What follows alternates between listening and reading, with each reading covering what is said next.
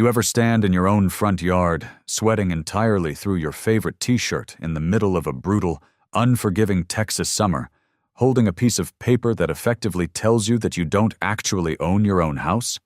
Because that's exactly where I found myself on a Tuesday afternoon in late July. The Woodlands, Texas, is a special kind of purgatory.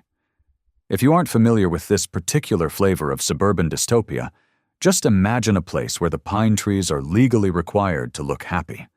The grass is measured with calibrated laser rulers, and the neighborhood association functions like a localized, heavily armed branch of the HOA KGB. The lawns here aren't just manicured, they are aggressively subdued.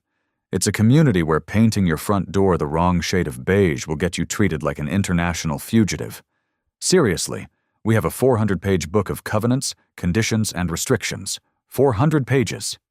There is an entire chapter, 14 pages long, I counted, dedicated entirely to the acceptable fonts you are allowed to use for the numbers on your mailbox. If you use Helvetica instead of Garamond, they will literally place a lien on your mortgage. I bought a house here 3 years ago. Why? Because the property values were skyrocketing. The crime rate was 0. And, honestly, I liked the shade from the pine trees. What I didn't fully comprehend was that by signing that closing paperwork, I was actively signing away my constitutional rights to a group of bored, hostile retirees whose entire sense of self-worth was wrapped up in enforcing those 400 pages of absolute nonsense. Which brings us back to the heat, my front yard, and the $500 fine currently wilting in my sweaty fist. Let me paint the picture for you. I had just gotten home from a long morning. The Texas humidity was hovering at that special level where the air literally feels like you're trying to breathe through a hot, wet towel. I parked my truck in the driveway, because parking on the street for more than exactly 2 hours is a $150 fine, and walked up to my front door. That's when I saw it. Taped to my front door, not tucked into the weather stripping. Taped. With a massive, aggressive strip of heavy-duty packing tape that I just knew was going to leave a sticky residue on my HOA-approved almond silk paint. It was a piece of obnoxious, heavy-stock, pink paper. Now, in a normal neighborhood, if your neighbor has an issue with something you did, they come knock on your door. Maybe they bring a beer. You talk it out. Not here. Here, they utilize the pink slip. I peeled the tape off the door, wincing at the sound, and looked at the paper. It wasn't a warning. It wasn't a polite request to discuss a community matter. It was a straight-up, immediate $500 penalty for a Class A visual infraction. My crime? A political yard sign. Let's talk about this sign for a second. It was 18 inches high. It was 24 inches wide. It was made of corrugated cardboard, held up by a thin, flimsy wire frame that you just step on to push into the dirt. I had placed it in the mulch bed near my mailbox 2 days prior. It wasn't profane. It wasn't some radical, aggressive banner with a skull and crossbones. It didn't have flashing neon lights. It was just a standard, incredibly boring local proposition sign for an upcoming municipal election. Blue background, white text. The most mundane piece of cardboard in human history. But in the Woodlands, in Brenda's jurisdiction, expressing a personal civic opinion in your own front yard is treated like you just opened a toxic waste dump next to the community pool. I stood there on the porch, reading the fine, the heat radiating off the brick of my house. Violation of Section 4, Paragraph B. Immediate fine of $500. I heard the squeak of orthopedic tennis shoes on the pavement before I even saw her. David! I didn't turn around right away. I just closed my eyes, took a deep, rattling breath of that humid air, and prepared my soul. Good afternoon, Brenda, I said, finally pivoting on my heel to face the supreme dictator of the cul-de-sac. Brenda was the HOA president. She was a woman who seemed to vibrate with a constant low-level frequency of irritation. She was in her late 60s, possessed a haircut that looked like it required structural engineering to maintain its shape, and wore a pristine white tennis visor. I have lived across the street from this woman for 3 years, and I have never, not once, seen her anywhere near a tennis court. But that visor was glued to her skull. She also carried a clipboard. Always. I was half convinced it was surgically attached to her left hand. "I see you found the notice," she said. She stopped exactly on the property line where the sidewalk met my driveway. She never stepped on the grass. She knew exactly where her jurisdiction started and where my private property began, and she loved hovering right on the edge of it like a suburban gargoyle. "I did," I replied, holding up the crumpled pink slip. I walked down the driveway toward her, the heat from the asphalt baking the soles of my shoes. $500, Brenda, for a piece of cardboard? It's a violation of Section 4, Paragraph B of the Community Guidelines, she stated. Her voice carried that smug, heavily rehearsed customer service tone that makes you want to bite straight through a glass window. "I read the slip, Brenda," I said, pointing at the little blue sign in the mulch. "It's 18 inches wide. It's practically invisible unless you're actively looking for it." "Size is irrelevant, David," she countered, adjusting her visor and looking down her nose at the sign like it was a dead rat. "No freestanding signs, banners, flags, or placards expressing political preference, commercial enterprise, or non-approved personal messaging are permitted on any lot. Period." "It's an election year," I pointed out, my voice rising just a fraction. I tried to keep it steady, but the audacity was starting to boil my blood. "People put up signs, Brenda. It's a thing that happens in the civilized world. It's called participating in democracy." "Not in this subdivision," she said, tapping her clipboard with a perfectly manicured fingernail. Tap, tap, tap. "We maintain a standard of aesthetic uniformity. That sign is an eyesore, David. It degrades the visual harmony of the streetscape." "Visual harmony?" I barked out a laugh, a sharp, cynical, totally involuntary sound. "Brenda, look around. Every house on this street is painted the exact same color. Every lawn is exactly 2.5 inches tall. The visual harmony is practically a coma. It's a blue rectangle next to a bush. It's not a burning tire." "The rules are the rules," she repeated, her tone hardening. She loved this. You could see it in her eyes. The tiny sliver of power she held over her neighbors was the only thing giving her life meaning. "You signed the CC&Rs when you closed on the house. You agreed to abide by the visual standards set forth by the board." "I agreed to keep my grass cut and not paint my house neon green," I argued. "I didn't agree to waive my First Amendment rights to put a piece of cardboard in my own dirt." "Actually, David, you did," she said, flashing a smile that was entirely devoid of warmth. It was a shark's smile. "The Supreme Court has consistently upheld the rights of homeowners associations to restrict political speech on private property if the homeowner contractually agreed to those restrictions. Which you did." I hated that she knew that. I hated that she had rehearsed this exact conversation in her mirror that morning. "Remove the sign immediately," she ordered, her voice dropping all pretense of neighborly politeness.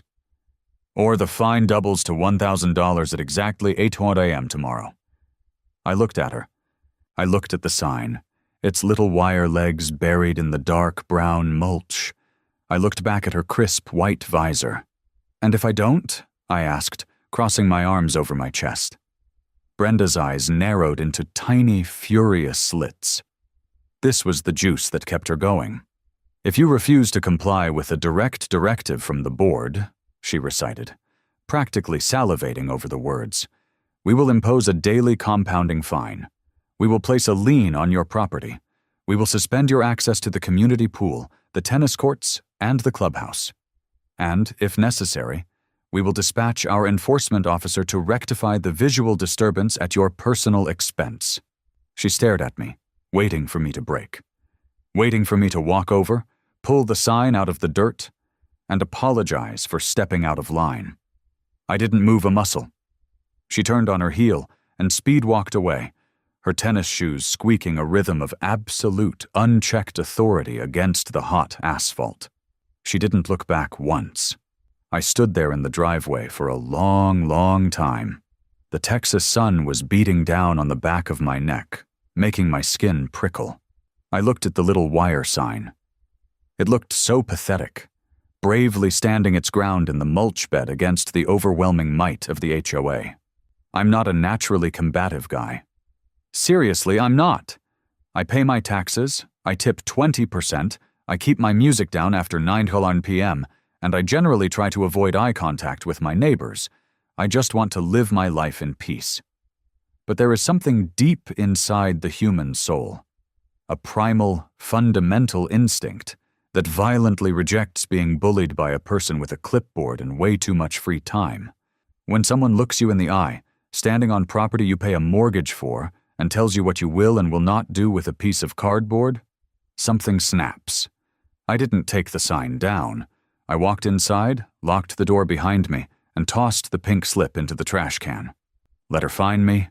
Let her send her little enforcement officer. I was done playing nice in the woodlands.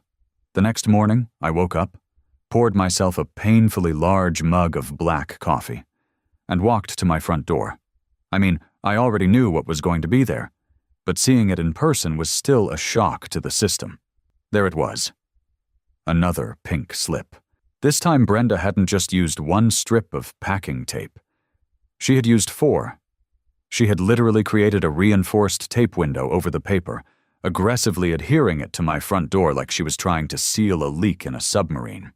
I spent 10 minutes carefully peeling the tape off, praying it wouldn't strip the paint and trigger a whole separate architectural violation.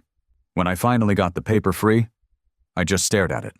Violation of Section 4, Paragraph B, continued non-compliance. Fine. 1,000 grossers, $1,000, for an 18-inch piece of cardboard. Honestly, I didn't even know if it was legally enforceable to double a fine every 24 hours. But in the Republic of Brenda, math was apparently subjective. I looked over at the mulch bed. My little blue sign was still there, leaning slightly to the left from a breeze, completely oblivious to the financial ruin it was currently causing me. I drank my coffee, went back inside, and went to work.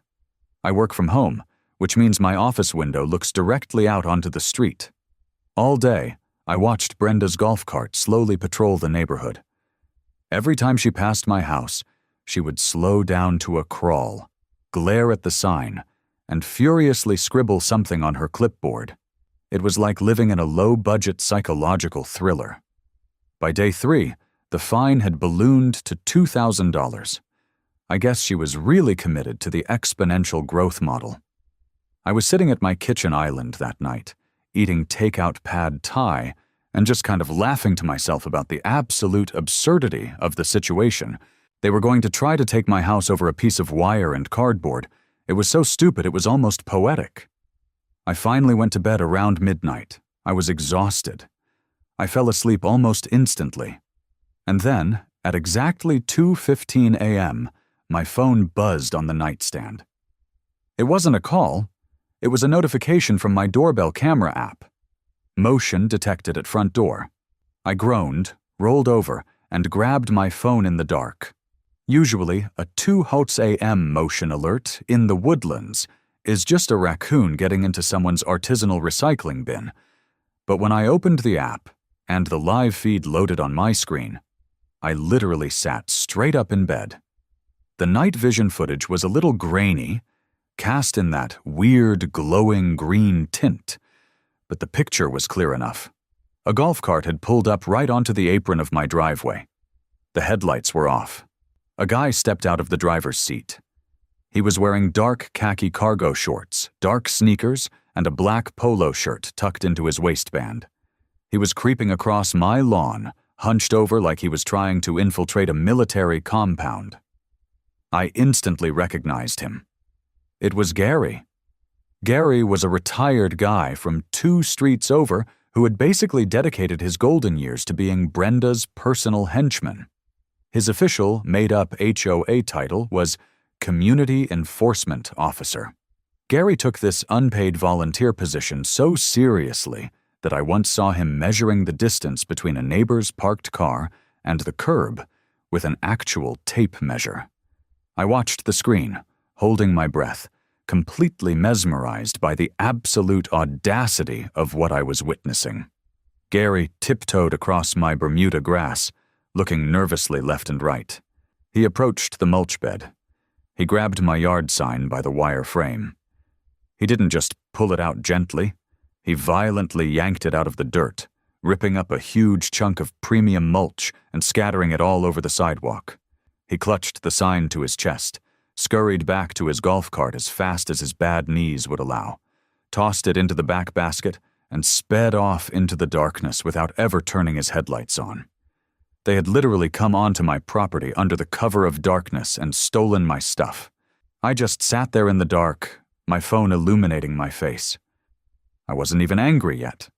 I was just, deeply fascinated by how far these people were willing to go. They were committing actual, literal theft. Sure, the sign cost me maybe $6, but the principle of the thing? Unbelievable. I immediately downloaded the video clip to my phone, emailed a copy to my laptop, and backed it up to the cloud. I wasn't taking any chances. Gary was going to be the star of a very special presentation.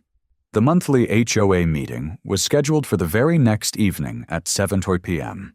These meetings were held in the community clubhouse, a brick building near the neighborhood entrance that always smelled permanently of indoor pool chlorine, stale coffee, and quiet desperation. Usually I avoided these meetings like the plague.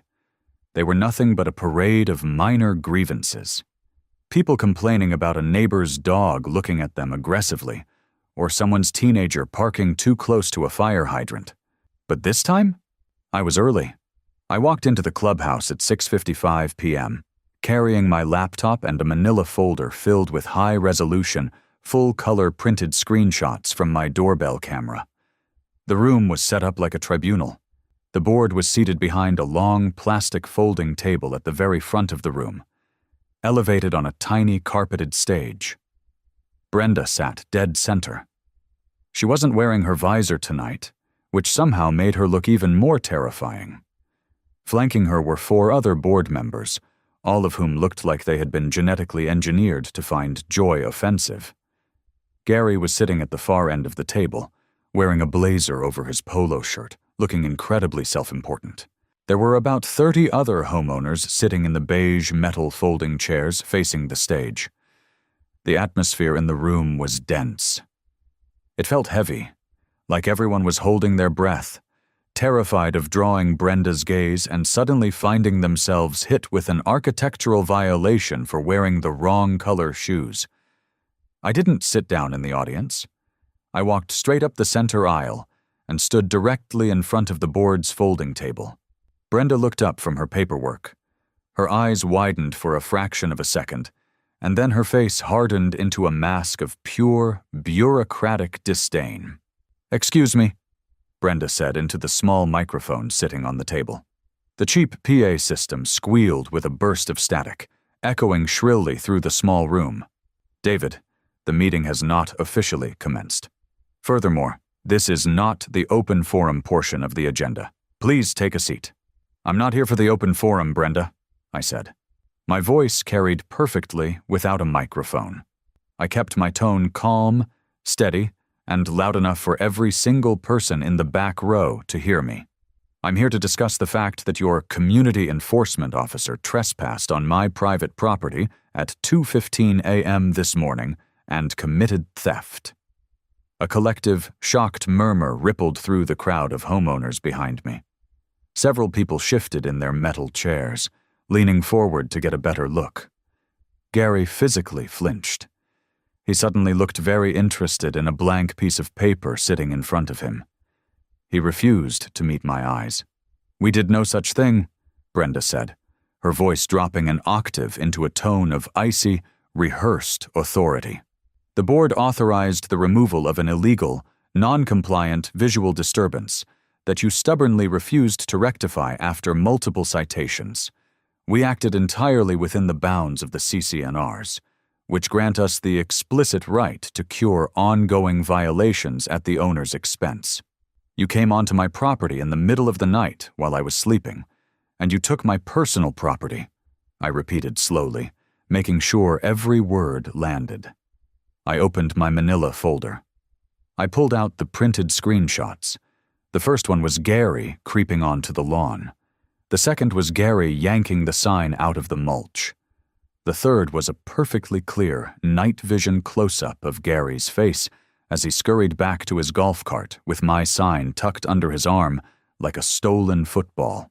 I dropped the photos directly onto the table, right in front of Brenda's microphone. "That's theft, Brenda," I said, pointing at the pictures. "It's also trespassing. Honestly, it's arguably prowling. You sent a guy dressed like a suburban ninja to steal a $6 piece of cardboard from my yard." Brenda didn't even glance down at the photos. She didn't have to. She knew exactly what they showed. Instead, she sat back in her chair, folded her hands on the table, and smiled. It was a thin, terrible, deeply patronizing smile. It was the smile of someone who knows they hold all the cards and is relishing the moment they get to crush you with them. "You are more than welcome to call the police if you'd like to waste their time, David," she said smoothly, her voice oozing with condescension. "But I assure you, they will tell you exactly what I am telling you right now. This is a civil matter. You signed a legally binding contract when you purchased your home in this subdivision. That contract gives this homeowners association the absolute authority to maintain the visual uniformity of this neighborhood by any means necessary." She leaned closer to the microphone. The PA system hissed. "You are in flagrant violation of Section 4, Paragraph B," she continued, reading from her clipboard without looking at it. "The unapproved sign has been seized and disposed of. Furthermore, you owe the association $3,500 in accumulated fines for the 3 days the violation remained active." I stared at her. $3,500. "Correct," she said, her smile widening just a fraction. "And if you do not pay the balance in full within 30 days, we will place a lien on your home, and we will begin foreclosure proceedings."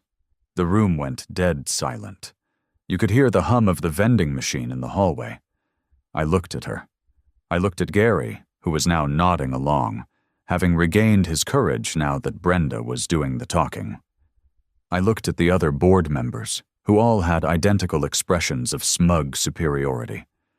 And then I turned around and looked at the faces of the other homeowners. They were terrified. I could see it in their eyes. They were looking at me like I was a dead man walking. They knew that if Brenda could threaten to take my house over a yard sign, she could do it to any of them. The absolute, unhinged power trip this woman was on was completely out of control. They had me. In that exact moment, standing under the harsh fluorescent lights of the clubhouse, I realized the awful truth. They had me. They knew they had me. They had a team of expensive real estate lawyers on a retainer paid for by my own monthly dues. They had a rulebook so dense, so convoluted, and so airtight that trying to fight it through normal channels, hiring my own lawyer, going to civil court, arguing the semantics of a contract I did technically sign, would cost me tens of thousands of dollars. It would take years of my life. And I might still lose, because judges in Texas tend to defer to the strict language of HOA contracts. Brenda knew I didn't have 50 grand to fight her in court. She knew I was trapped in her little bureaucratic fiefdom. She leaned back in her chair again, looking incredibly satisfied with herself. She thought I was going to yell. She thought I was going to throw a tantrum, flip the table, or beg for mercy. She wanted me to beg. Instead, I took a deep breath. The anger evaporated. The frustration vanished. A sudden, overwhelming sense of absolute clarity washed over me. "You know what, Brenda?" I said, my voice incredibly soft. Her eyebrows shot up in surprise. The microphone picked up her sharp inhale. "You're absolutely right," I said. I said it louder this time.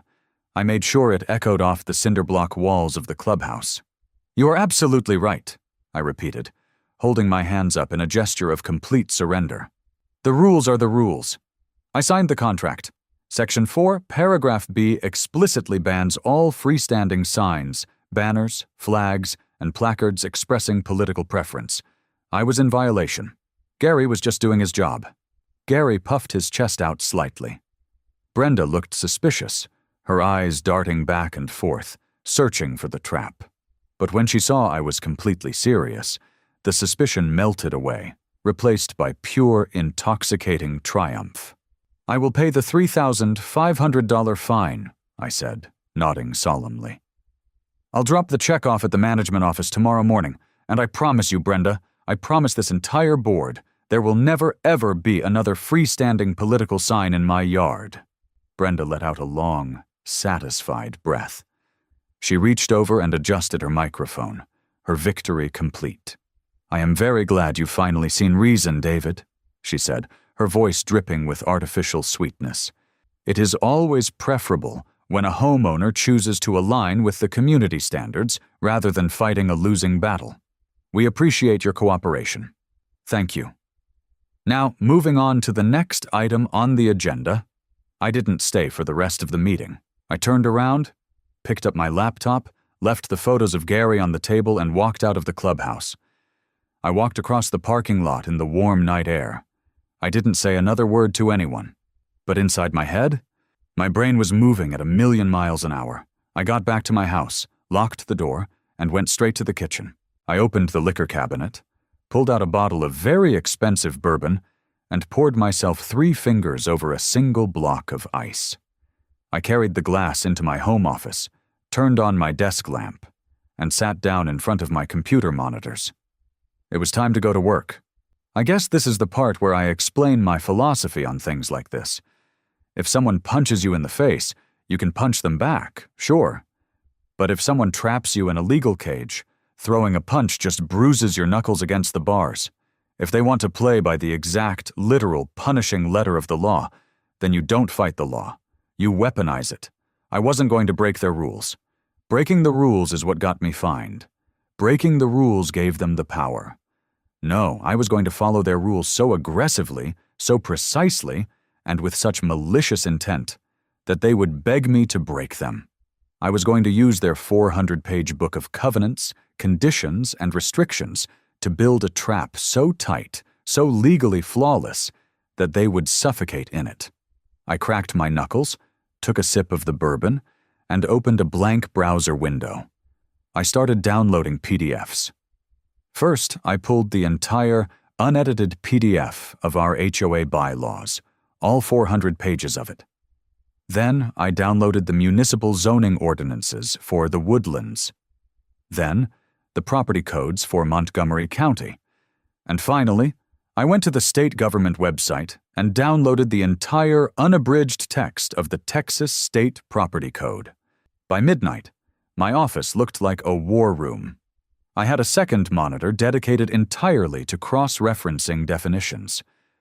I was searching for keywords: sign, structure, facade, alteration, easement. By 2 a.m., my eyes were burning. The words were starting to blur together into a meaningless soup of legalese. I was surrounded by empty coffee cups and the lingering smell of desperation. The HOA bylaws were airtight when it came to landscaping. They had contingencies for everything from the exact height of your hedges to the specific type of mulch you were allowed to use. But I kept reading. I knew there had to be a blind spot. Bureaucrats like Brenda are so obsessed with controlling the micro details that they almost always leave the back door wide open on the macro level. At 3:15 a.m., I found it. It wasn't in the HOA rulebook. It wasn't in the county zoning laws. It was buried deep within the Texas State Property Code. Title 11, Chapter 202. I leaned closer to the monitor, my heart suddenly hammering against my ribs. I read the paragraph once. Then I read it again, tracing the words with my finger just to make sure I wasn't hallucinating from sleep deprivation.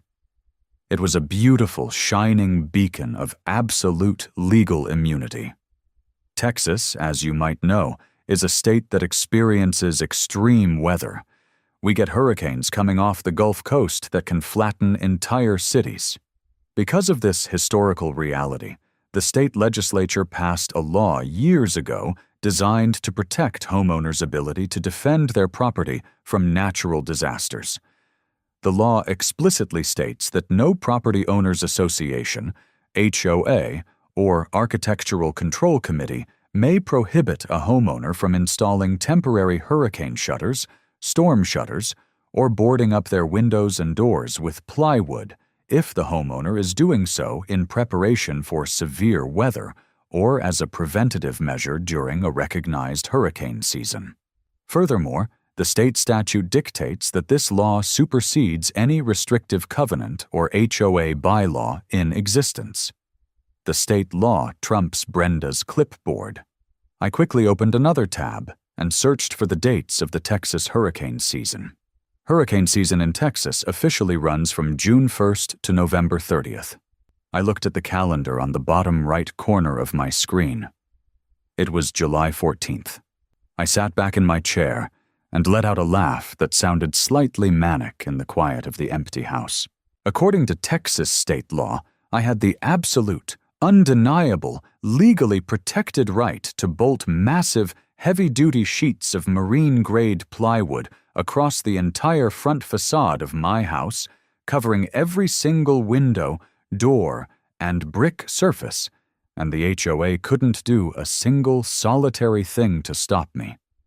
If they tried to fine me for an architectural violation, they would be in direct violation of state law, and I could sue them for infringement of my property rights. It was the ultimate loophole. But as I sat there, sipping the last of my bourbon, I realized that just bolting plywood to my house wasn't enough. Sure, it would be an eyesore. It would ruin Brenda's precious visual harmony. But it was passive. It was just an ugly wooden box.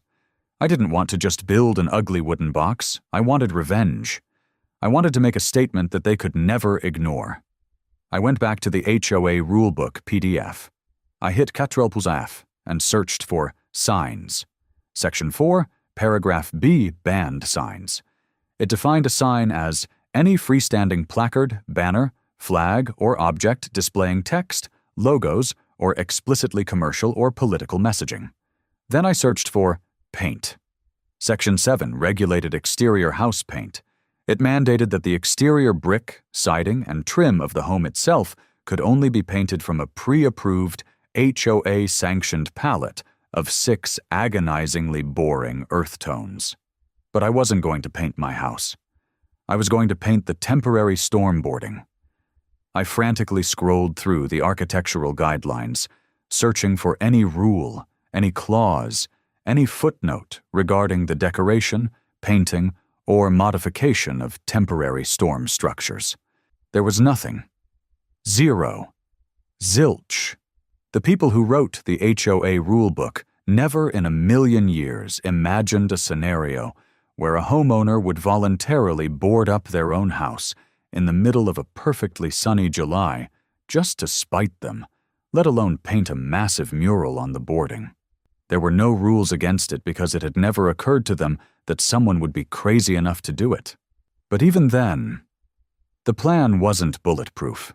If I just went out and spray-painted something on the wood myself, Brenda's lawyers might try to argue it constituted an illegal sign under a broad interpretation of the word.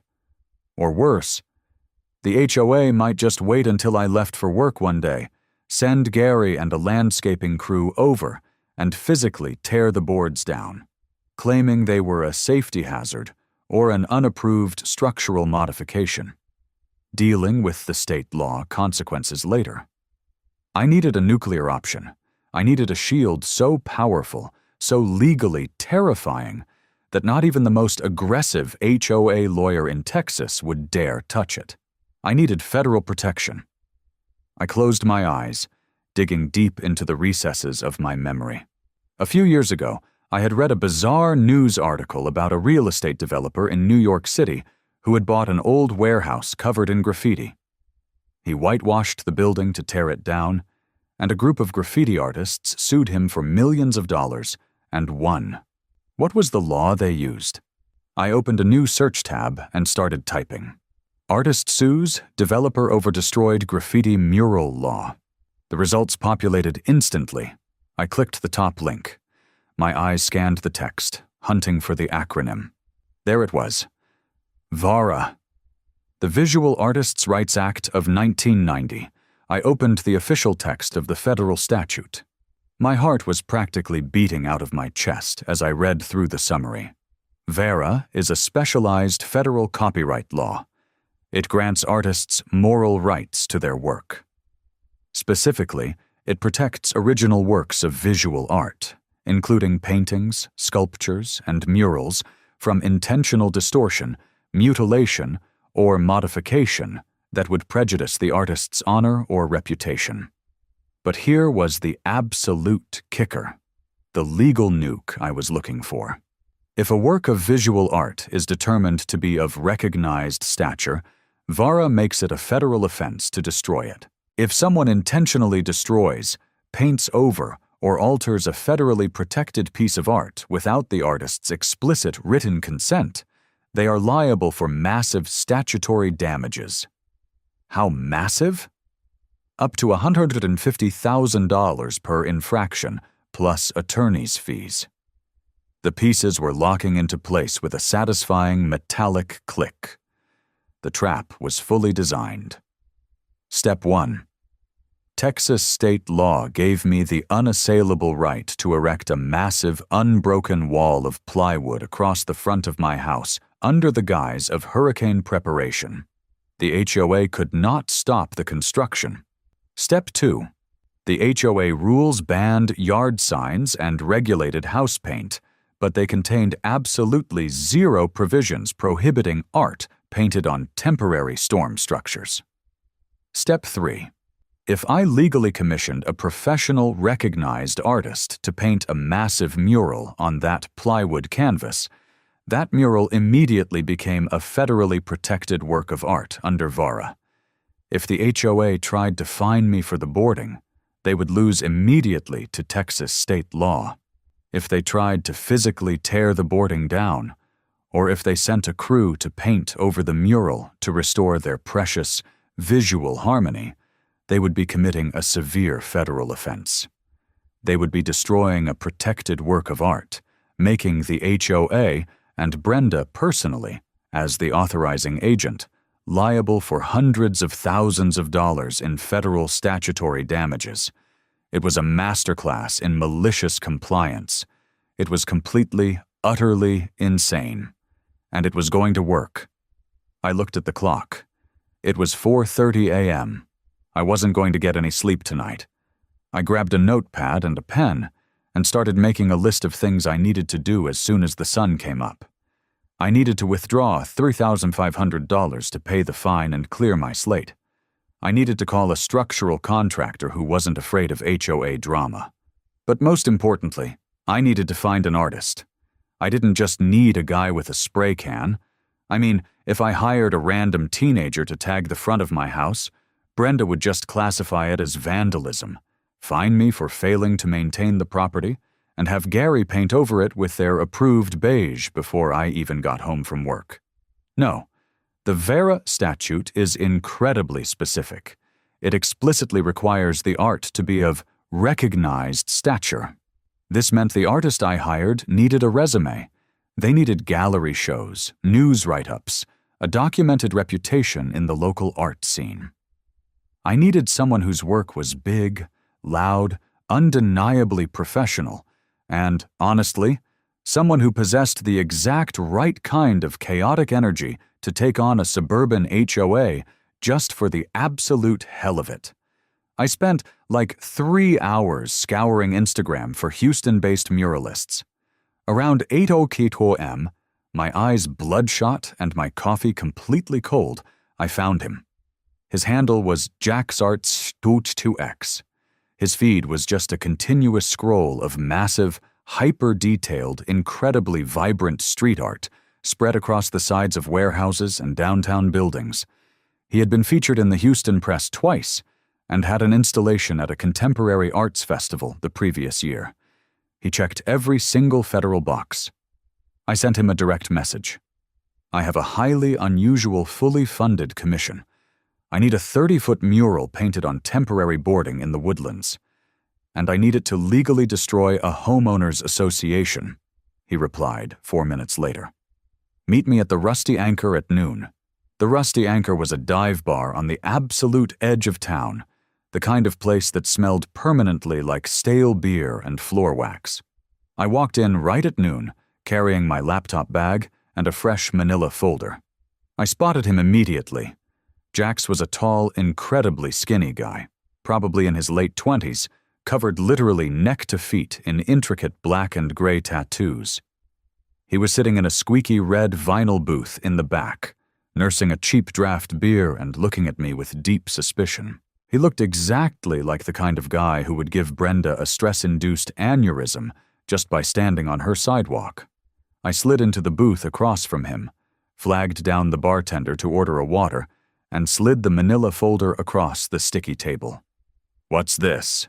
Jax asked, poking the folder with a paint-stained finger. "It's a commission," I said, keeping my voice low. "And a very specific, legally binding contract." I spent the next 20 minutes laying the whole thing out. I told him everything. I told him about the woodlands. I told him about Brenda and her clipboard. I told him about the stolen yard sign, the compounding fines, and the $3,500 check I had literally just dropped off at the management office an hour prior to clear my record, so they couldn't claim I was acting in bad faith. Jax listened in absolute silence, occasionally taking a sip of his beer.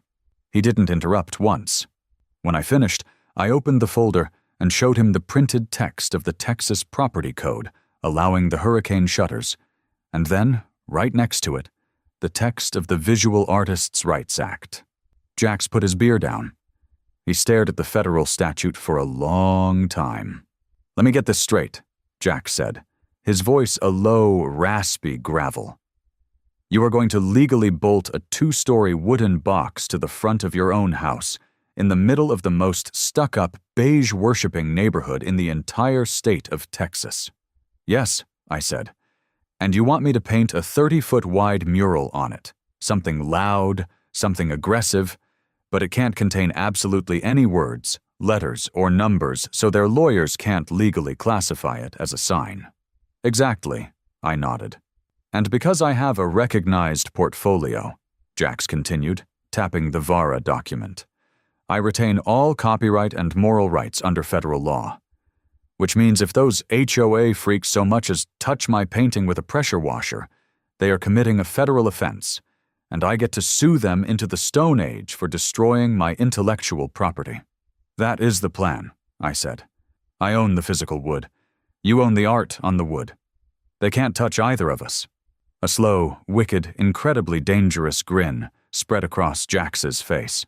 "Bro," he said, leaning across the table, "I will do this for the cost of paint. Literally, this is the funniest thing I have ever heard in my entire life." "I'll pay your full day rate, Jax," I said, pulling out a pen and a blank contract I had drafted that morning. "But we have to move fast. I need this structure up tomorrow, and I need you painting by noon. Can you do it?" "I'm clearing my schedule." Jax laughed, signing the paper without even reading the fine print. We spent the next hour brainstorming the concept. It had to be purely visual. If we used a single letter, even just an initial, Brenda's lawyers would argue it constituted an unapproved commercial or political sign, giving them the right to tear it down. We needed something symbolic. We landed on a massive, sweeping, hyper-realistic depiction of a bald eagle. But not just any eagle. An eagle in a dive bomb, its talons completely shredding through a hyper-realistic wooden clipboard. The background would be a swirling, chaotic storm of neon red, white, and blue abstract shapes. No words, no slogans, just pure, unadulterated, visually aggressive patriotism. I left the bar feeling like I was buzzing with electricity. Monday afternoon was a blur of phone calls. I needed contractors. Finding a crew willing to do residential structural work on 24 hours' notice is hard enough, but finding one willing to do it in the woodlands without prior HOA architectural committee approval is almost impossible. Most contractors know that working here without the right permits means dealing with Brenda screeching at them from the sidewalk. I finally found a local crew who usually did heavy commercial framing. I offered them double their standard emergency rate, paid in cash, up front, with the explicit understanding that they were to ignore any angry neighbors with clipboards. Tuesday morning, 6:15 a.m. The sun wasn't even fully up yet. The neighborhood was dead silent, bathed in that soft, bluish morning light. The sprinklers were ticking rhythmically on the perfectly manicured lawns. Then, the heavy machinery arrived. 2 massive, heavy-duty diesel flatbed trucks rumbled into the cul-de-sac. It literally sounded like an armored division invading a golf course.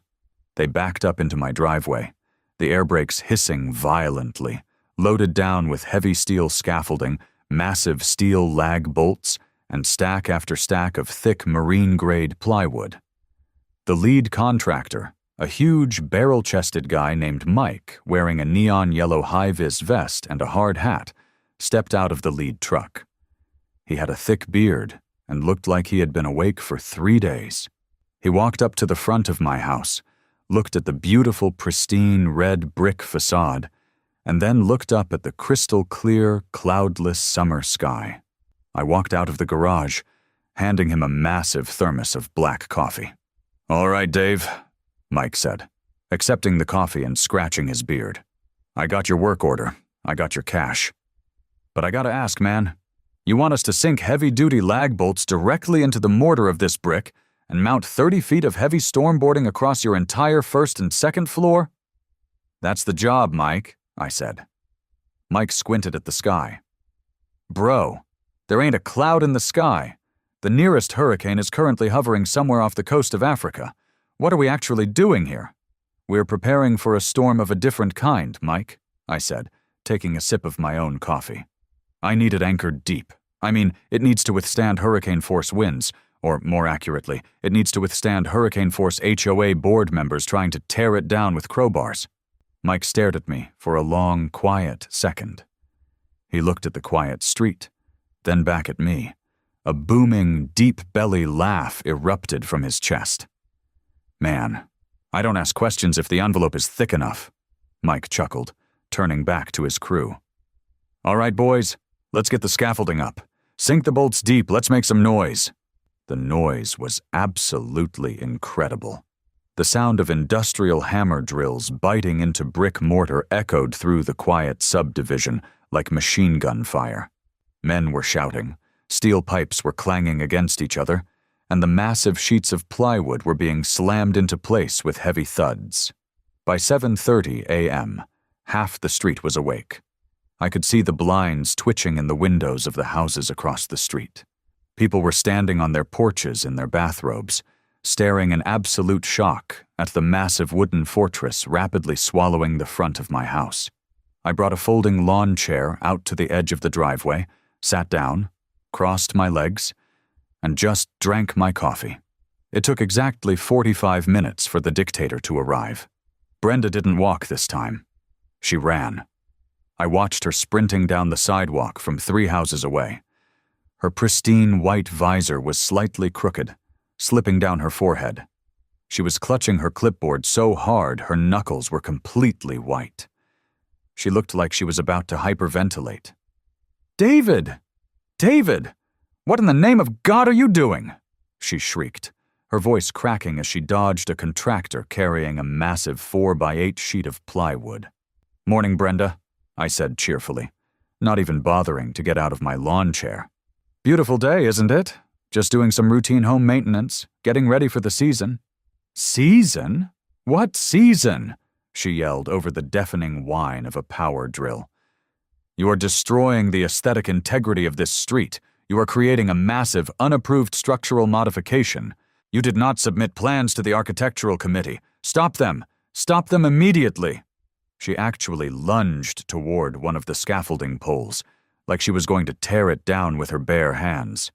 "Can't do that, Brenda," I said, raising my voice just enough to cut through the construction noise. "I'm exercising my rights under Texas Property Code Section 212 temporary hurricane shutters. The state law explicitly says you cannot prohibit me from securing my property." Brenda froze. Her hand stopped inches from the steel scaffolding pole.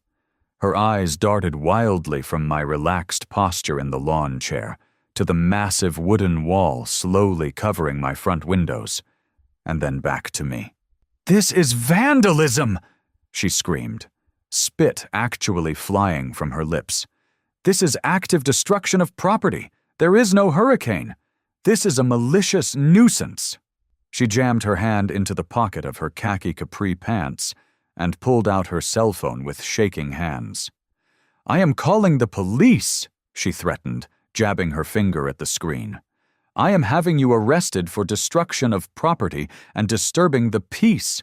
I am going to have these workers trespassed." "Go right ahead, Brenda," I smiled, gesturing towards the street. "I'll wait here." She turned her back to me, pacing furiously on the sidewalk, screaming into her phone to the 911 dispatcher. I just sat back, watched Mike and his crew expertly bolt the last few sheets of plywood to the second-story framing, and waited. 10 minutes later, a Montgomery County Sheriff's cruiser rolled slowly into the cul-de-sac, its red and blue lights flashing silently. Officer Martinez stepped out of the driver's seat. He was an older, seasoned cop.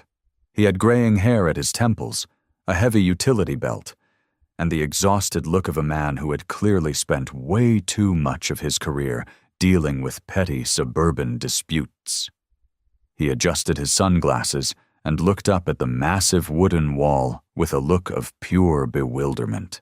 Brenda sprinted over to him before he even had the chance to shut his car door. Officer Martinez, you have to arrest him," she yelled, pointing at me like I was holding a hostage. "He is actively vandalizing this property. He is refusing a direct legal order from the Homeowners Association. He brought unpermitted heavy machinery into a residential zone."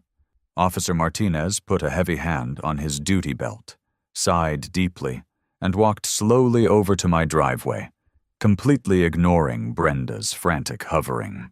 "Morning, sir," Martinez said, looking at me, then looking back up at the scaffolding. Can you tell me exactly what's going on here?" "Morning, officer," I said, standing up from my lawn chair. I picked up my manila folder from the driveway. "I'm the homeowner, David. Here is a copy of my property deed, my state-issued ID, and a printout of the Texas state statute regarding temporary storm preparations. I'm just legally securing my property ahead of the season." Martinez opened the folder. He glanced at my driver's license, verified the address matched the house, and then looked down at the highlighted state statute I had provided. He read it in silence. It took him about 15 seconds. Then he looked at the massive, perfectly flat, 30-foot wall of raw wood. Then he looked at Brenda, who was literally bouncing on her heels, practically hyperventilating on the sidewalk. A slow, deeply amused smirk spread across Officer Martinez's face. He closed the folder and handed it back to me. "Looks like everything is completely in order here, Mr. David," Martinez said, his tone entirely professional but laced with obvious amusement. "Looks like you're well within your rights." He turned around to face Brenda. "Officer, what are you doing? You have to stop him," Brenda demanded, her voice reaching a pitch I didn't think humans could hear. "Look at it! It's hideous! It violates 14 different bylaws in our community covenant." Martinez shook his head slowly. "Ma'am, this gentleman owns this property. He provided proof of ownership. He is conducting work on his own home, on his own land. He is not breaking any municipal laws, and he's covered under state statutes. Whatever neighborhood bylaws you have, that is strictly a civil matter. I am a sheriff's deputy.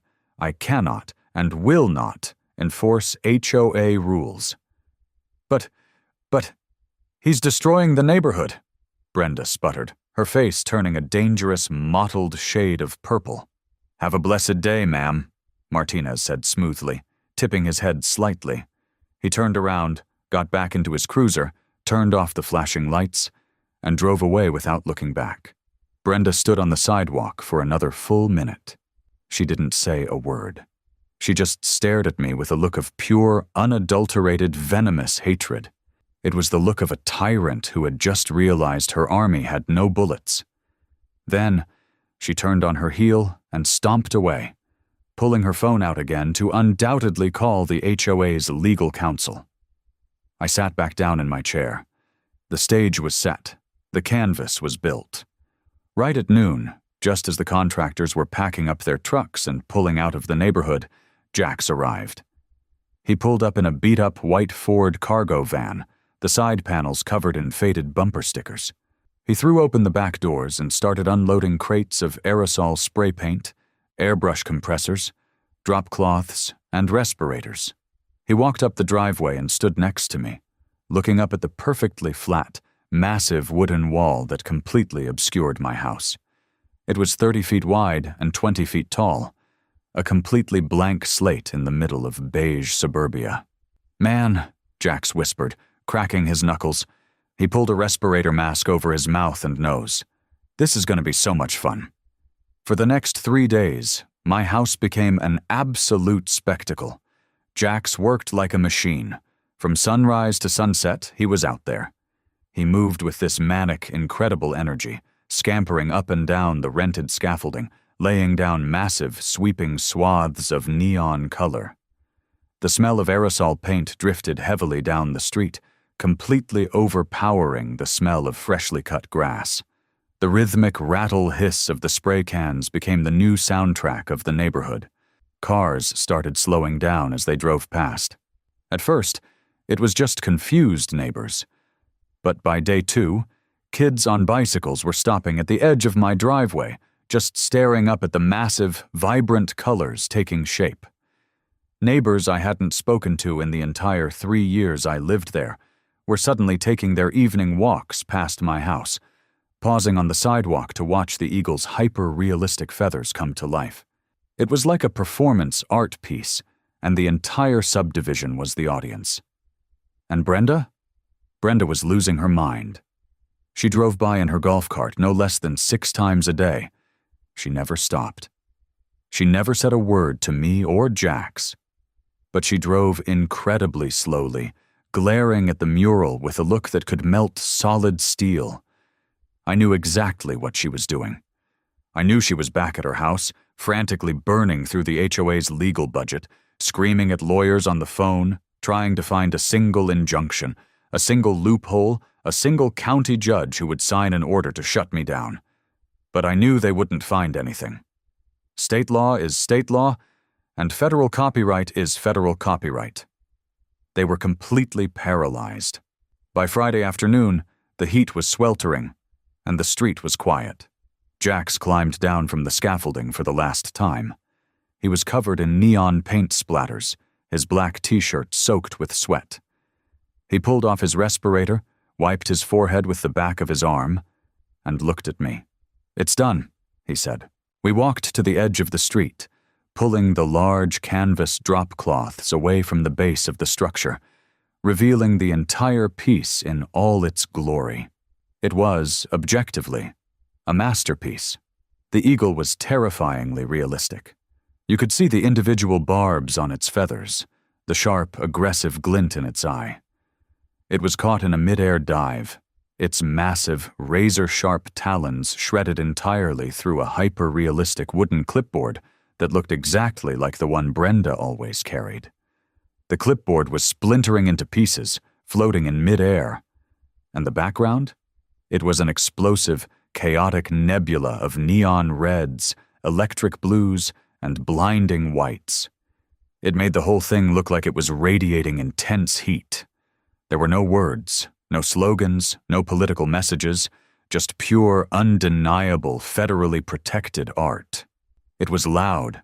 It was aggressive. It was utterly, hilariously out of place among the beige brick and manicured lawns of the woodlands. And it was absolutely beautiful. Word spread through the neighborhood group chats fast. By 5 p.m., there was a small, actual crowd gathered on the sidewalk across the street. People were taking photos, whispering to each other, pointing at the shattered clipboard. And then, exactly as I knew they would, the cavalry arrived. Brenda didn't just come alone this time. She brought the entire HOA board, 4 men and 3 women, all wearing expressions of grim, terrified determination, marching down the center of the street in a synchronized phalanx. Trailing right behind them was a heavy flatbed truck belonging to the neighborhood's contracted landscaping and maintenance crew. 3 guys in matching green polo shirts hopped out of the truck. They were holding heavy-duty paint rollers and carrying 5-gallon buckets of HOA-approved almond silk beige exterior paint. The showdown had officially begun. Brenda marched up my driveway with the sheer, unbridled confidence of a medieval warlord arriving to accept a surrender. She stopped exactly 10 feet away from the mural. She planted her orthopedic tennis shoes firmly on the concrete, put her hands on her hips, and looked up at the massive 30-foot neon eagle. I swear to you, I could physically see a vein pulsing in her neck. Her eye actually twitched. It was glorious. The rest of the HOA board fanned out behind her, a human wall of beige slacks and aggressively ironed polo shirts. They all looked up at the mural, and you could hear the collective gasp of horror. To them, this wasn't art. This was an existential threat to their property values. This was anarchy painted in spray paint. I stepped out of the shadow of my garage, holding a fresh, thick manila folder. I didn't look angry. I didn't look nervous. I didn't even look annoyed. I looked completely, terrifyingly calm. I took a slow sip of my iced coffee and walked down the driveway to meet them. "Good evening, Brenda," I said, my voice carrying clearly over the dead silence of the street. "Board members. Beautiful night for it, isn't it?" "This ends right now, David," Brenda snapped, pointing a shaking finger at the mural. Her voice was trembling, but not from fear. She was absolutely vibrating with rage. "I have consulted with the association's legal counsel. While you may have found some absurd, temporary loophole regarding the wooden structure itself, you do not have permission to deface the exterior with unapproved, unauthorized, hideous graffiti. We are exercising our right under the CC&Rs to immediately cure the visual defect." She turned to the maintenance crew standing by their flatbed truck. The 3 guys in the green shirts had pried the lids off the 5-gallon buckets of almond silk beige paint. The heavy chemical smell of it wafted over the driveway, mixing with the lingering scent of Jax's aerosols. "Boys," Brenda barked, pointing her clipboard at my house. "Paint over it, all of it, right now, roll it thick. I don't want to see a single drop of that neon garbage when you're done." The 3 maintenance guys picked up their heavy rollers, dipped them into the beige paint, and started walking toward the mural. "Hold on a second, guys," I said, raising my free hand. My voice wasn't loud. I didn't yell. But the tone was so sharp, so absolutely authoritative, that it stopped them dead in their tracks. They looked at me, then looked at Brenda. You could tell immediately that these guys didn't want to be in the middle of this any more than I wanted them to be. They were just hourly landscapers who got roped into Brenda's crusade. I turned my attention back to Brenda. "Brenda," I said, taking a step closer, "I strongly advise you to tell them to put the paint rollers down." "I will do no such thing," she shrieked, her voice echoing off the brick houses around us. The crowd of neighbors across the street was dead silent, watching this play out like a primetime drama. "You have no power here. You broke the rules. Paint it." I calmly opened the manila folder. "Before you do," I said, turning to address the board members and the crowd across the street as much as I was addressing Brenda, "I need to introduce you all to someone." I gestured to Jax. He was leaning casually against the side of his beat-up white van, smoking a cigarette, his arms crossed.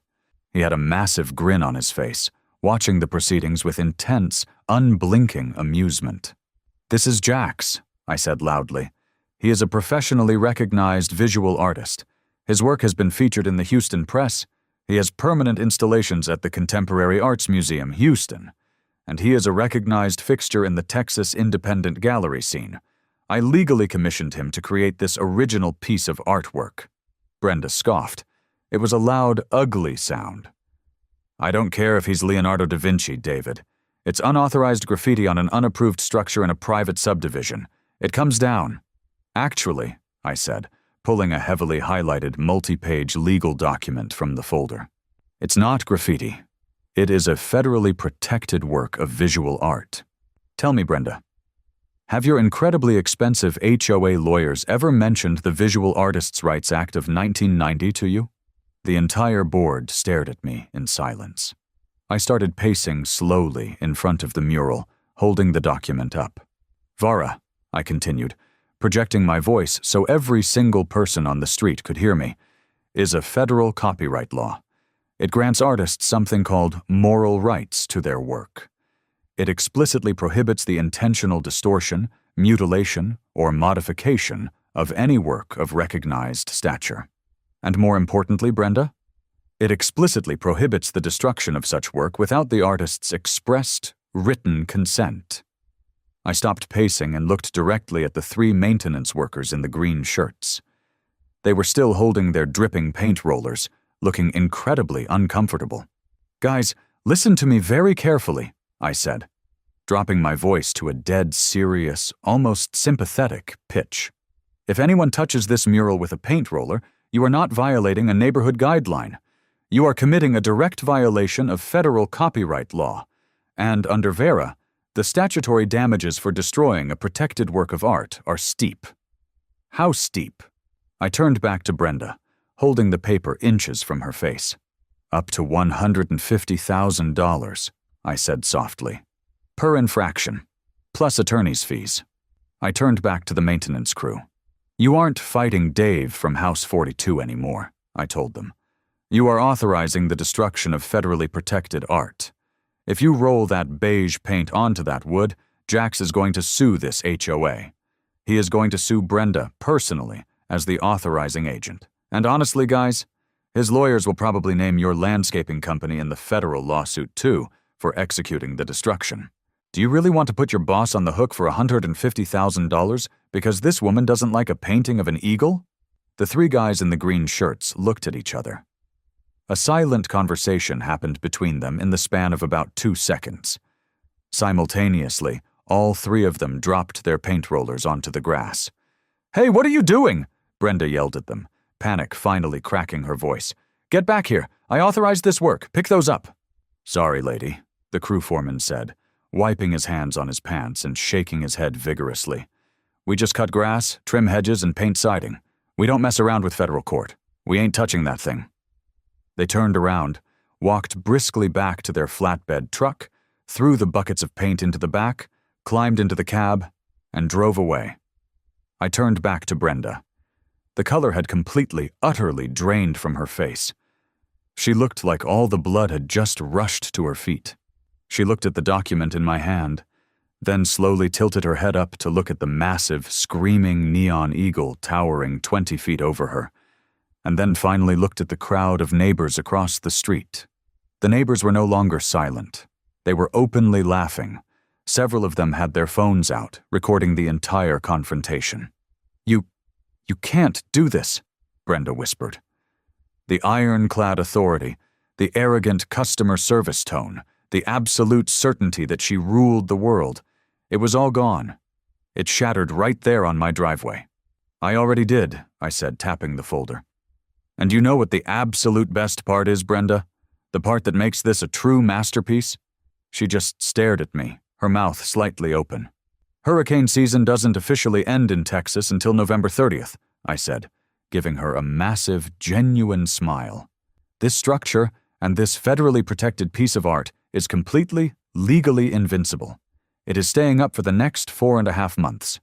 The board members behind her started murmuring to each other in panicked, hushed, terrified tones. One of them, a guy named Arthur, who was wearing a pale yellow polo shirt that was rapidly staining with sweat at the armpits, pulled a cell phone out of his pocket with shaking hands. He aggressively dialed a number and held the phone to his ear, pacing back and forth on my lawn. "Now," I said, closing the folder and taking another sip of my iced coffee. "About those fines you charged me for the yard sign?" Brenda just stood there, completely frozen, her mouth opening and closing like a goldfish that had just been dropped onto a carpet. Arthur had his phone pressed so tight to his ear I thought he was going to crush it. I could hear the faint, tinny sound of a frantic voice coming through the speaker. It was obviously the HOA's legal counsel. "Arthur, what is he saying?" Brenda finally managed to choke out, her voice barely a rasp. "Call Davis. Tell him to file an injunction." Arthur pulled the phone away from his ear, looking at it like it was a live grenade. He swallowed hard, looking at me, then up at the eagle, and then finally at Brenda. That was Davis, Brenda. Arthur stammered, wiping his forehead with the back of his hand. He says the guy is right. He says David is right." "What do you mean he's right?" Brenda shrieked. "Davis is our lawyer. He's supposed to find a way around this." "He says the VARA statute is a strict liability federal law," Arthur explained, his voice shaking. "He says if we alter the mural without the artist's explicit, written consent, we are committing an intentional tort. And Brenda, he says the HOA's master insurance umbrella will not cover intentional federal copyright violations." Brenda looked like she had just been hit by a truck. "What do you mean, won't cover it? We pay them thousands of dollars a month." "He means," I interjected smoothly, leaning casually against my mailbox, "that if you touch Jax's art, you are personally on the hook for the damages. The HOA funds can't save you.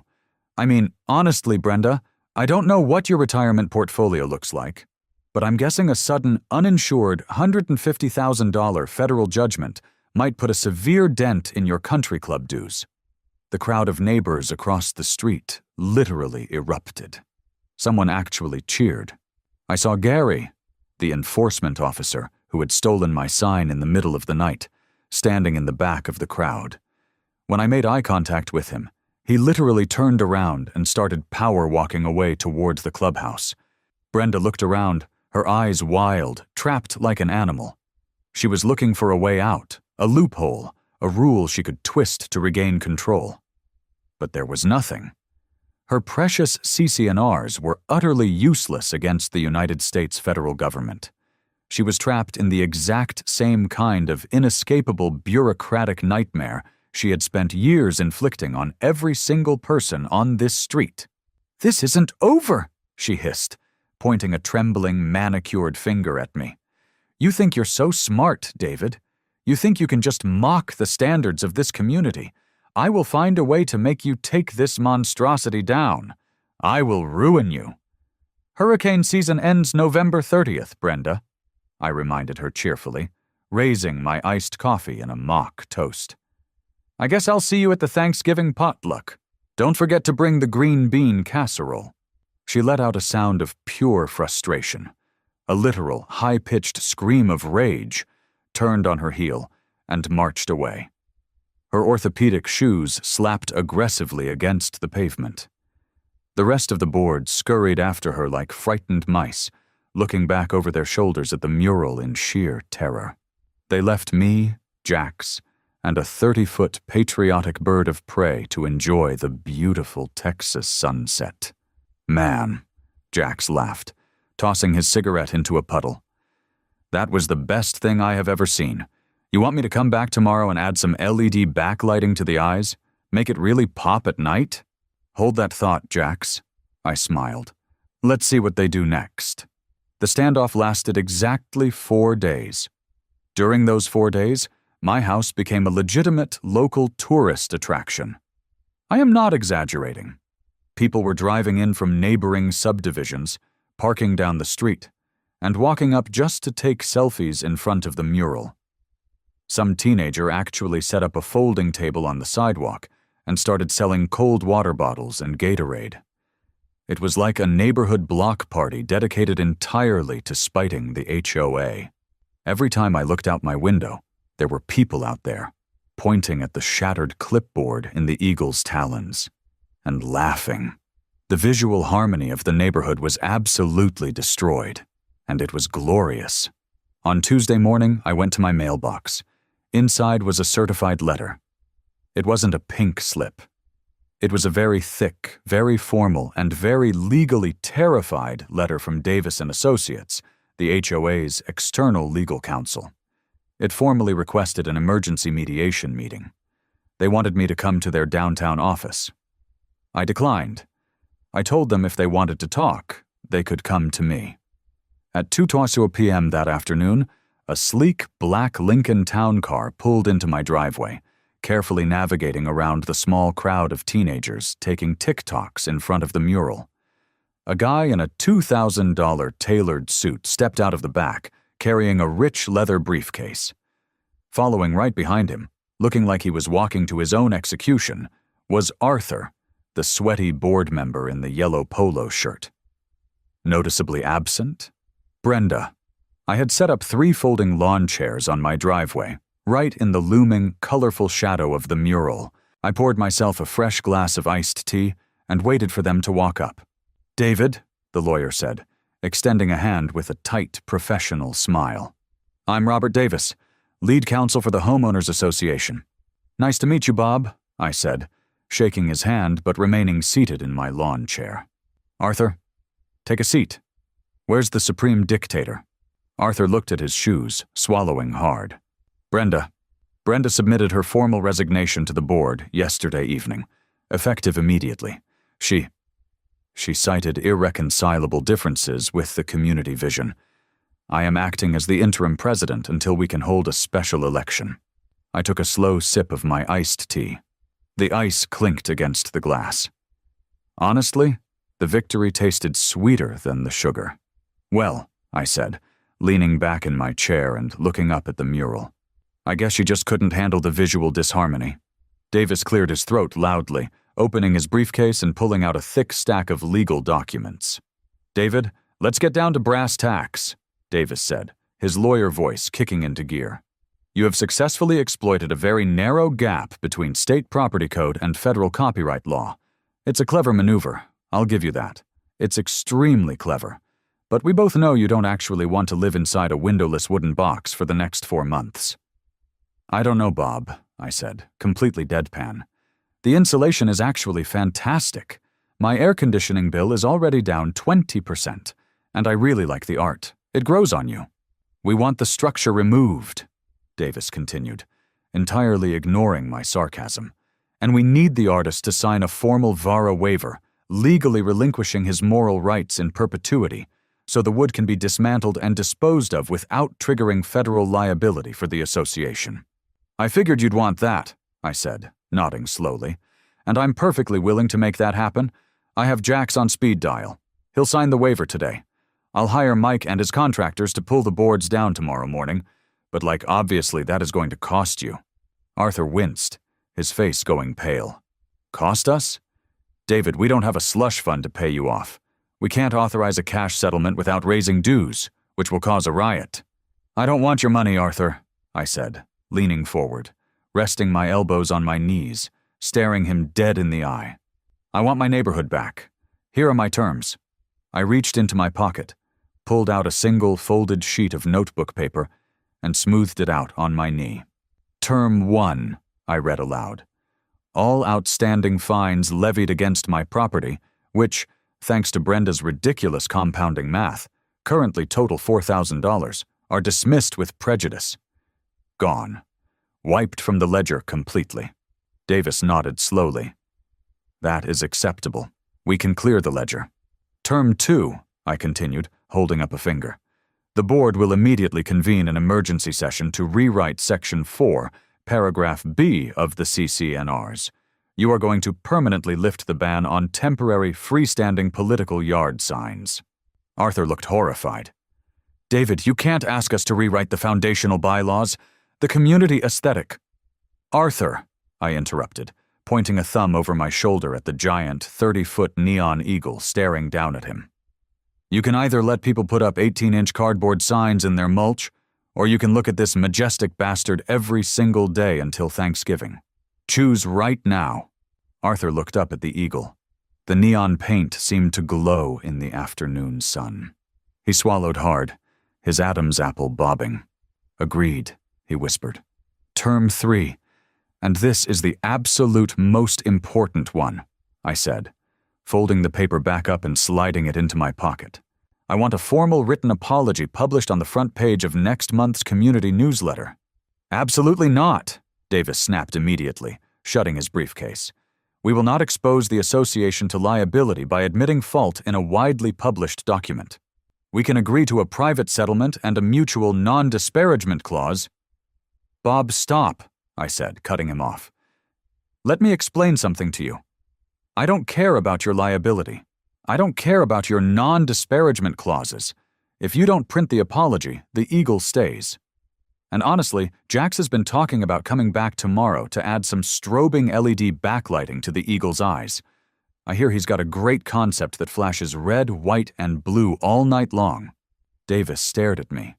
He was a guy used to intimidating people with thick folders, legal jargon, and the threat of endless litigation. But he was sitting in a lawn chair, looking at a guy who had literally boarded up his own house just to prove a point. He knew I was absolutely unhinged enough to keep the mural up until November. He knew I wasn't bluffing. He sighed heavily, pinching the bridge of his nose. He looked at Arthur, who was nodding frantically, begging him silently to just agree. "Draft the apology, Arthur," Davis muttered, looking defeated. "Run it by me before it goes to the printer so I can minimize the damage." Arthur nodded miserably. "Then we have a deal, gentlemen," I said, standing up and offering my hand. Honestly, I think Bob the lawyer actually wanted to punch me in the face right then and there. I mean, you could literally see the tension in his jaw. But he just reached out, shook my hand firmly, and walked back to his town car without saying another word. Arthur practically jogged after him, looking like he was about to pass out from the heat. I watched the black Lincoln pull out of the cul-de-sac and disappear down the street. I took a deep breath of the thick Texas air, looked up at my giant neon eagle, and just smiled. The next morning, at exactly 7 a.m., Mike and his crew rolled back up into my driveway. I had called Jax the night before. He thought the entire resolution was hilarious, signed the federal VERA waiver without a single complaint, and emailed it over to the HOA's legal team. He even asked if he could keep the centerpiece of plywood with the eagle's head on it for his own studio. I told him he could have the whole thing if he helped load it. Mike's guys went to work. It is honestly crazy how much faster things come down than they go up. The heavy drills whined, the steel scaffolding clanged against the concrete, and piece by piece, the massive, chaotic, beautiful canvas was dismantled. By 1:15 p.m., the flatbed trucks were loaded up and driving away. I stood on my lawn and looked at my house. It was back to being a normal, incredibly boring, aggressively beige suburban home. The red brick was untouched. The windows were clear. The visual harmony of my specific property had been completely, legally restored. But the neighborhood itself? It was fundamentally changed. The first of the month rolled around a few weeks later. I walked out to my mailbox, opened it, and pulled out the crisp, freshly printed community newsletter. I mean, usually this thing goes straight into the recycling bin. It's mostly just recipes for potato salad and passive-aggressive reminders about pool hours. Not this time. Right there on the front page, under a massive, bolded banner that read "Important Board Update," was a beautiful, meticulously worded, multi-paragraph apology. It outlined exactly how the HOA had overstepped its bounds, how it had illegally attempted to enforce fines on constitutionally protected speech, and it officially announced the permanent resignation of Brenda. It was, like, the most glorious piece of literature I had ever read in my life. I literally framed it and hung it in my home office. The next day, I was pulling my truck out of the driveway to head to the grocery store. I rolled my windows down, resting my arm on the door, just enjoying the afternoon. As I drove past the house 2 doors down, owned by a really sweet older couple who mostly kept to themselves, I saw something in the grass. Staked proudly into their pristine, HOA-approved mulch bed was a small blue political yard sign. I kept driving. A street over, right in front of Gary's house of all places, his next-door neighbor had put up a bright red sign. 3 houses down from that, another blue one. The immaculate, terrifyingly uniform visual harmony of the woodlands was officially ruined. And it was, without a doubt, the most beautiful thing I had ever seen. Because here's the thing about bullies. I don't care if they are wearing leather jackets in a high school hallway, or if they are wearing crisp white tennis visors in a manicured subdivision. Their power is completely, entirely illusory. It only exists because everyone around them collectively agrees to be afraid of them. They hide behind clipboards and selectively enforced rules, completely relying on the fact that normal people are just too busy, too exhausted, or too intimidated to actually read the fine print. But the fine print cuts both ways. If someone ever tries to use a broken system to crush you, you don't just sit there and complain. You don't whine about how unfair it is. You read the documents, you learn their system better than they do, and then you use their own rules to build a wall so high, so completely undeniable, that they can't even see the sun anymore. Literally. That's why we do what we do here. Protect your peace, read your contracts, and never, ever let anyone with a clipboard tell you what you can and cannot do in your own front yard.